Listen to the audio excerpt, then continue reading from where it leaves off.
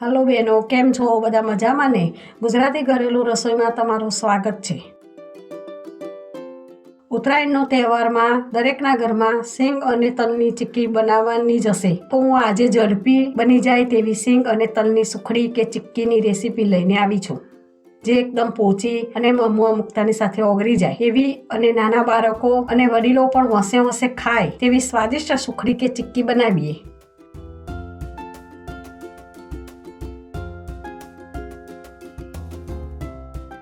તો અહીંયા મેં 100 ગ્રામ તલ, 100 ગ્રામ સિંગ અને 200 ગ્રામ ગોળ અને 2 ચમચા ઘી લીધું અને 1 ચમચી સૂંઠ પાવડર લીધો છે.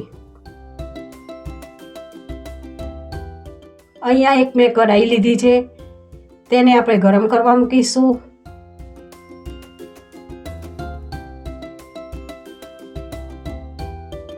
કઢાઈ ગરમ થઈ ગયા પછી એક બાઉલ સિંગદાણા નાખીશું. સિંગદાણાને 5 મિનિટ સુધી બરોબર શેકાવા દઈશું. જ્યાં સુધી તેના ફોતરા નીકળવા લાગે ત્યાં સુધી સિંગને આપણે શેકી લઈશું.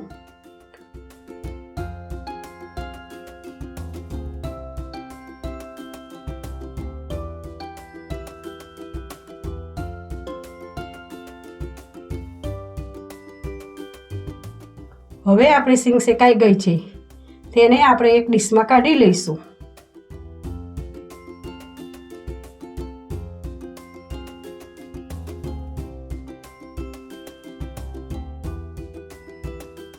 પછી કઢાઈમાં 1 બાઉલ જેટલા તલ નાખીશું.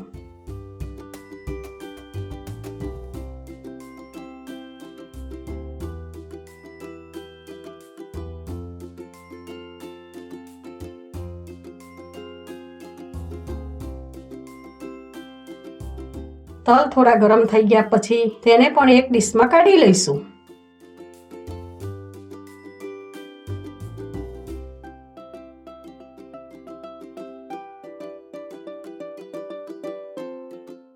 હવે સિંગના ફોતરાને ઉખેડીને સિંગ તૈયાર કરી છે. પછી તેને મિક્સર જારમાં સિંગની અધકચરા ક્રશ કરી દઈશું.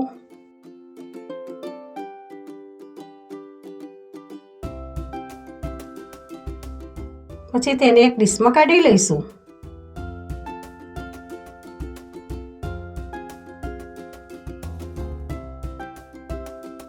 પછી તલને પણ મિક્સર જારમાં નાખીને તલને અધકચરા ક્રશ કરી દઈશું.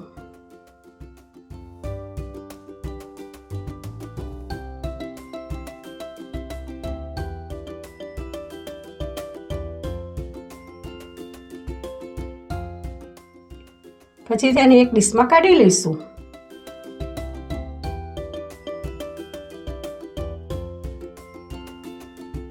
હવે કઢાઈમાં 2 ચમચા ઘી રેડીશું.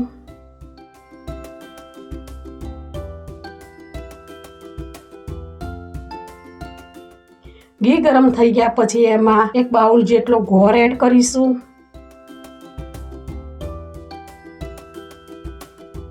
પછી ઘી સાથે મિક્સ કરી દઈશું. ઘી હલકું ગરમ હશે એટલે ગોળ જલ્દી પીગળી જશે. 2 થી 3 મિનિટ સુધીમાં તો ગોળ પીગળવા માંડશે.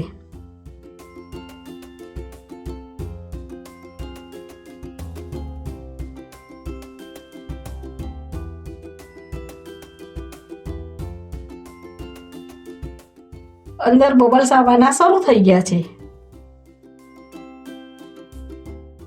તો જુઓ, આપણો ગોળનો પાયો તૈયાર થઈ ગયો છે.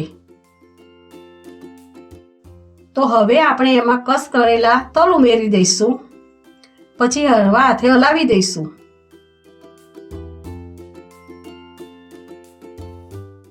પછી એમાં ક્રશ કરેલા સિંગદાણા ઉમેરીશું. 1 ચમચી સૂંઠનો પાવડર એડ કરીશું. પછી બરોબર હલાવી દઈશું. સૂંઠનો પાવડર નાખવાથી ચીક્કીનો સ્વાદ સારો આવે અને સિંગના લીધે આપણને વાયુ ના થાય.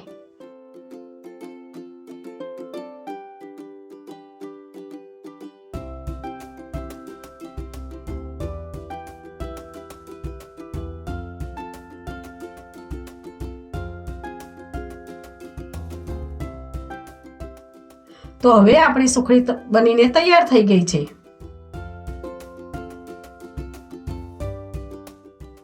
હવે આપણે એક થાળીમાં ઘી લગાડી દઈશું.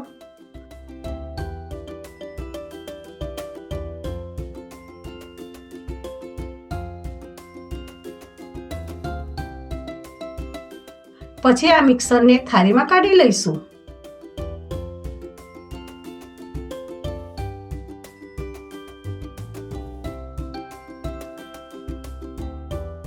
પછી તેને તાવેતાની મદદથી સેટ કરી દઈશું.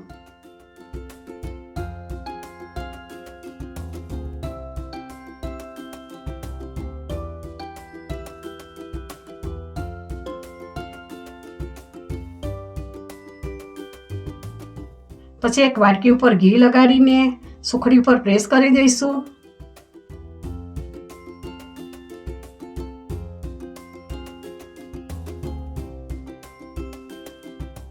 પછી 2 મિનિટ સુધી ઠંડી પડવા દઈશું. થોડી ઠંડી થઈ ગયા પછી હળવી ગરમ હોય ત્યારે તેના કાપા પાડી દેવાના.